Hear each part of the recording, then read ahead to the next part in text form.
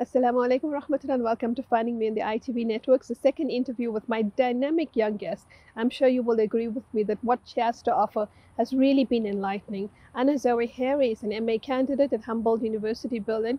She's doing some fascinating work in terms of research on climate emergency and the problem of sustainability. In the previous interview, we spoke much about her research and marrying the two passions of art, photography, painting with, of course, the question on sustainability. Anna, welcome and thank you very much again for sharing this time with us. I want to make this interview a little bit more personal, to talk about challenges of young people, of course, and I can see that you're very much involved in the decolonial conversation. You're engaged in the critique of neoliberalism, and a full awareness of capitalism and its exploitation, etc. All of that is very much linked, of course, to your identity. I mean, it comes from westernized education, from a westernized curriculum, and from colonization. Now Germany has had its own particular history and its own particular challenges, and of course, there's a resurgence of a very, what Charles Mills speaks about as a fundamental ideology, but that's perhaps the most pervasive. And he says it's the most toxic terminology and ideology that exists, and that is white supremacy.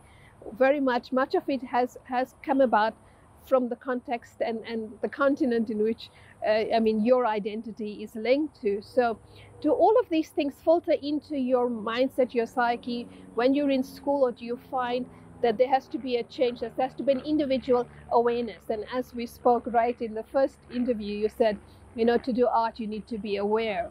Do you think that your perspective, your understanding, your identity has changed as a result of your awareness? Or has it been a significant contribution from education? I think it's been both. There's much that Germany still needs to do in terms of education. For example, we do talk a lot about the Holocaust in the education, but we hardly mention colonization, which is really interesting, even though there is a German past with colonization. I'm glad you say that, because I went to a summer school in Norway, and it was specifically on conflict and peace building and peace studies, etc. But that entire week, they refused to use the word colonization. And when it did come up in a lecture, I asked one of the students, what is that? Because the lecturer was using another term, and I couldn't relate to that term. And it was a euphemism for colonization.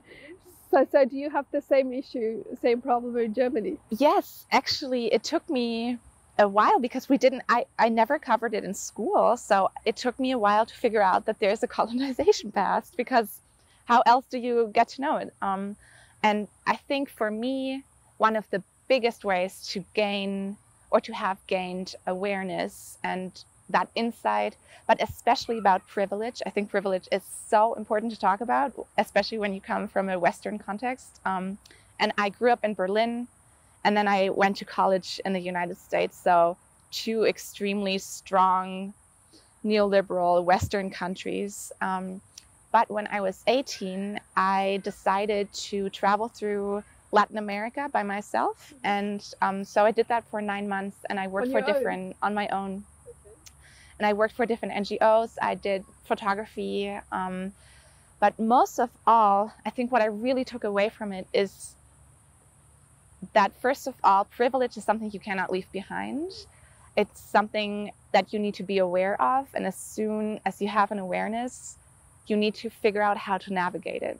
But it's not like, unfortunately, we live in a world that assigns privilege to people according to skin color and heritage and location of birth and parents.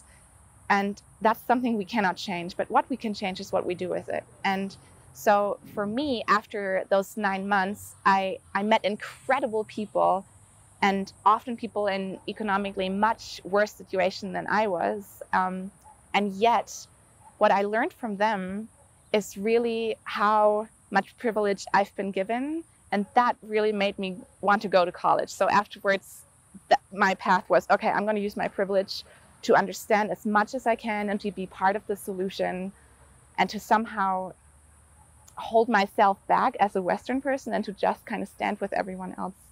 So did you find that there was then a contradiction for you in terms of this discovery? Because on the one hand, you're dealing with provision in most instances in the South African context, we would say, is dealing with white privilege, right? Because it's linked to race. Then secondly, you decide that, okay, I've had this contact with the global South, and I've realized that there's bigger issues here. I want to get an education, but once you enter the education system, you're entering the same system that has created that privilege and has maintained it. So, and there's very little resistance or very little change in terms of managing that privilege. So, from the texts that you encountered, the works that you have read, etc., did you find that you were at times at conflict with yourself, questioning, or did you find that there are, colleges and courses that are opening up this discussion? I think it's both.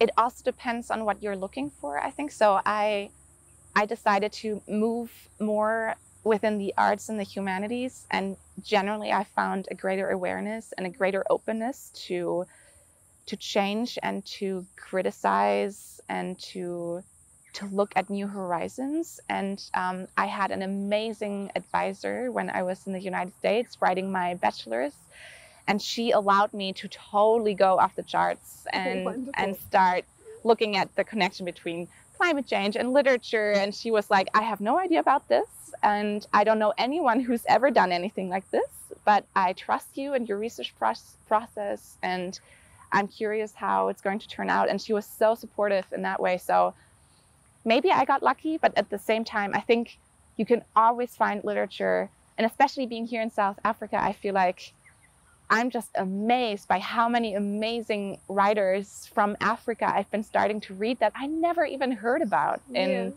the global north. So they've been hidden from the libraries, basically, yes, obfuscated almost. And it's frustrating. Well, but that's part of the global narrative, is to say that Africa doesn't have a history. Africa has no intelligence, Yeah. So you basically eliminate, and it's the same about Muslims as well. There's nothing progressive about Muslims, and Muslims have nothing to offer. And you succeed in creating those narratives is when you hide the realities of what it is that these people actually have to offer. And I mean, I think I'm really impressed that at the age of 18 you decided to go to Latin America to explore. What fuels that? How do you, as a young person who's sitting and listening to our conversation, and they'll say, but I'm so scared. Did fear ever enter your mindset? I think whether fear is there or not is maybe not the question, because fear will always come when you do anything brave or creative. And I think that's something to expect. And I think I learned that from art, and artistic practice always incorporates fear and doubt.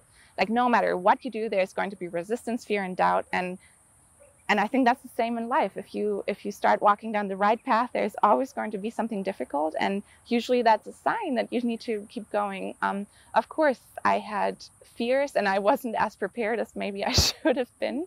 But I had such a huge desire to unlearn what I had learned before, and I'm not entirely sure where that came from, but my family background is of academics and really politically active and socially aware people. And usually coming home from school, even at a young age, we would have hour-long dinner discussions about our days and how interactions between people are, and just questions of politics. So I think there's a specific critical thinking that I was given just growing up, and that expanded into different questions of my identity and where my place is in the world, I think.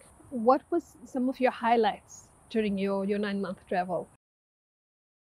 Oh, wow. I remember one specific moment when I was hitchhiking in Chile, and I was hitchhiking with this gentleman who was driving trucks from Santiago up to the north of Chile and back, and that was his job. And just like normal, I would start conversation and ask him, so have you ever traveled outside of Chile, da da da? And he was like, no, I've never been outside of Chile. I've just been in Santiago and up in the north. And he was like 35. And I just distinctly remember thinking, I keep asking these questions as if it's normal for everyone to just travel and do something if they wish to. And suddenly I recognize that part of privilege is having time.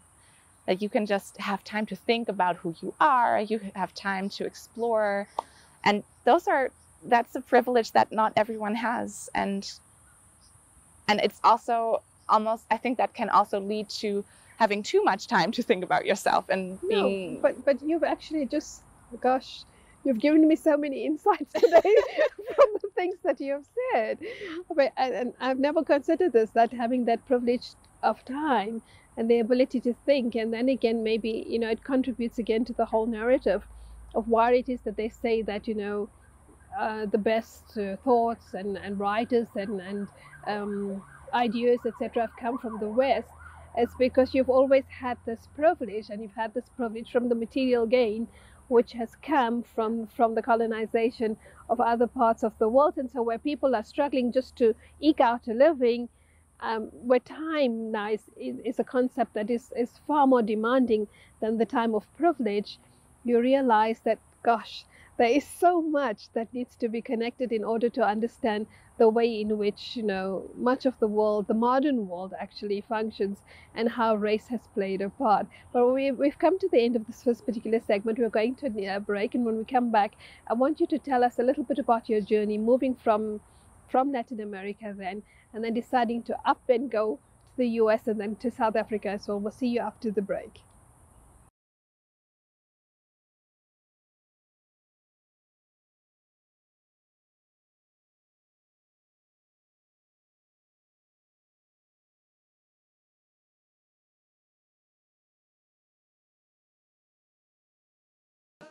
Assalamu alaikum, and welcome to the second segment of the second interview with my amazing guest, Herr, and she's actually teaching me a lot today, so I hope that you are as intrigued by her conversation as I am. And Zoe, really, I mean, you've said so many things that have said so many buttons, I'm like tempted to get up and go and write a few almost.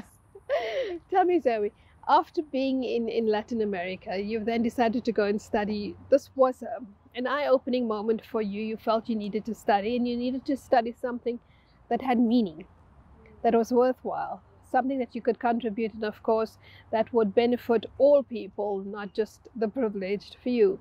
At that moment, did you realize that, you know, part of what you were studying, the problem came from the privileged few? Because much of climate change and climate emergency stems from the developed countries, not from the developing countries or the poorer countries, because the greatest footprint, ecological footprint, and the damage to the earth comes from developed countries. Absolutely, that's the core. Yes, and I think that's also probably the most frustrating part about it, that the neoliberal logic produces an issue and then says, still, we are the ones that can solve it. And it justifies re-intervention or post-colonial intervention. And that's actually, I think, what we can see today as well in many global South countries that have this increase of NGOs from foreign people coming in and saying, okay, we're going to start solving the issues here. And just this idea that intelligentsia is not present already everywhere. And I think that's a big lie that we need to tackle. And also, in terms of decision making and responsibility, we do, I think, the climate narrative and something the something the Sustainable Development Goals totally fail to acknowledge is the responsibility of the global North for the climate crisis, and the burden the global South is still carrying for the endless extractivist industries that are still present in Africa, in Asia, in Latin America. So did you see much of this when you were traveling through Latin America? And then, you know, how did that then influence your decision to go to the US to study? Yes, it did. I did an internship in a little coastal town where I taught a little bit about sustainability and art to young kids that didn't have parents that were able to bring them to school. And that was such a beautiful experience for me, but it also really made me aware of the need to to kind of reassess everything that I had done in my life so far. Like, it also feels kind of strange for me now to talk about being a Western person in Ecuador, teaching people in Ecuador anything. And just also for me is a question, being in South Africa and going to school here is such a big privilege that I can be here. And it's distinctly Western, that I can travel to all these different places and get an education. And that's something that always comes with this awareness of privilege, that I also wonder, okay, what does that mean for me? Like, how should I use it? What should I? So coming out of a very, very developed country like Germany, what made you choose South Africa? I have been fascinated by two things distinctly. I have found that there's very little literature that has come from African writers concerning climate change or environmental issues. And that's something I've just been questioning. How come African writers don't encounter this issue so much? And is that possible? So it's not a question of how come they don't. They do, but it's just not available. Yes. Or it's hidden. Yeah. It's hidden in. Why is it? Exactly. Yeah. So that was my question. And then I started digging deeper and thinking, okay, there's a huge blanket of silence over this. And where are these writers, and what are the views that they have?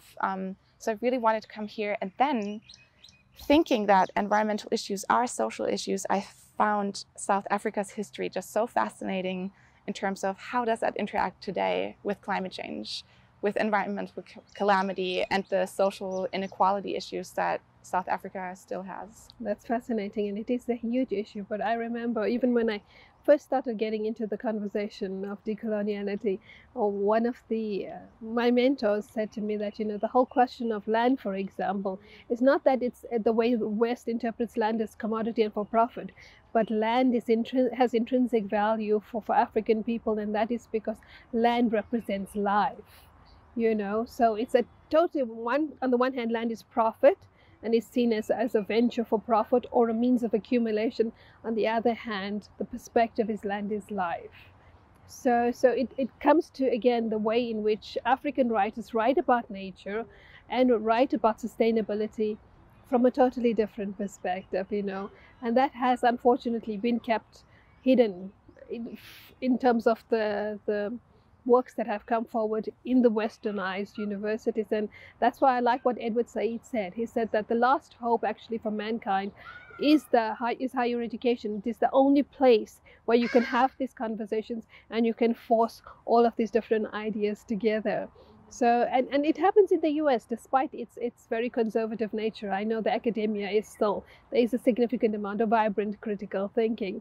Coming back again to your journeys and to your discussions and to your childhood, and you said to your parents and to the conversations that you have, I'm going to ask a very difficult question now.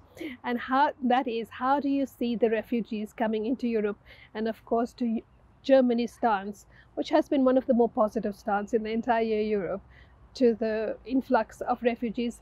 And is there a realization and an awareness, just as the conversation has been controlled around climate change, I know it has been controlled around refugees, a failure to recognize that we have refugees because of Western intervention and Western wars in other countries?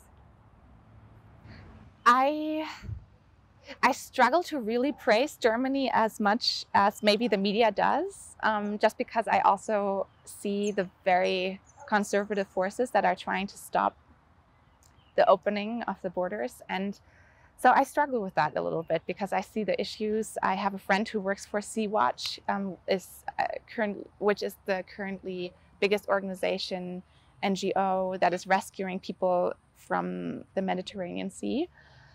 And the amount of people that are dying every day,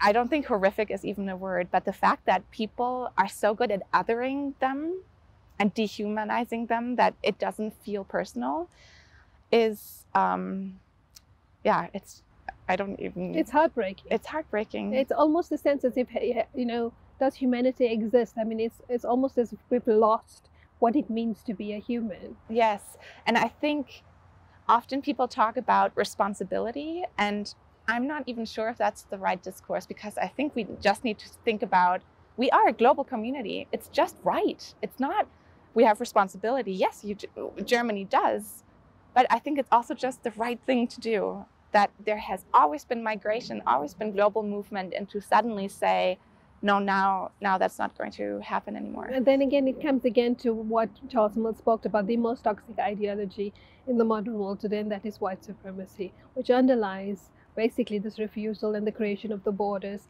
the demarcation of hierarchy in terms of who is a superior human being, who is an inferior human being. Coming, we're almost at the end. Putting all of these thoughts together, what has been the greatest challenge for you? I think personally, it has been to really find how my research can actually contribute to a solution going forward, knowing that we really don't have that much time left. So I think my solution currently is that I see academia and activism as something that needs to kind of come together. Because I think it's not enough to just stay in one echo chamber. It's really important to kind of branch out. But I do consider that a great challenge at the moment for myself. But despite the challenge, there's hope, right? Yes. Otherwise we wouldn't be here. Yeah, exactly. There has to be hope. There has to be hope. And it's strange that you're talking about a challenge of bringing academia and activism. In the first place, it should have never been divorced. Yes, exactly. A true academic is one who is a true activist as well.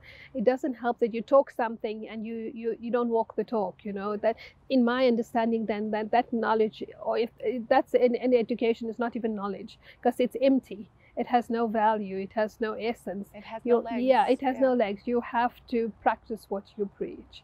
So academia should never really be excluded or divorced from activism. That is such a perfect way of describing it. Yes, I 100%. Okay, so we're at the end. Would you like to give us one last piece of advice, especially to young climate change activists out there who are beginning to beginning to conceptualize this discourse, or even beginning to consider it for the very first time?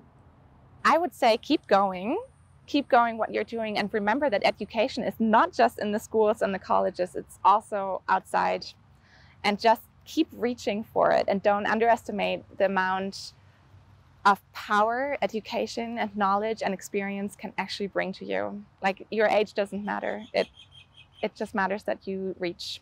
It's all about mass mobilization ultimately if we're going to bring change, right? And a mass mobilization in terms of not only the activism that we're doing, but in generating new emotions. And one of the emotions that we need to really get the mass movements involved in is just simple kindness and an awareness of nature. Don't you think so? Oh, 100%. I think we definitely need to live the values that we want to see later in the world, and it's not going to work through violent activism. It has to come through kindness and through compassion. And that's part of the idea of the institute that you're linked to as well. I think the Euphrates Institute is about peace building. Yeah. So, and sustainability is also about peace building, because it creates a better life for everybody, a sense of well-being. Yeah. Thank you very much for sharing your ideas with us and this particular thought, Zoe. I think you've added tremendous value, and I hope that there are very many young people who will be inspired after listening to you. Okay, fi amanillah, wassalamu alaikum wa rahmatullah.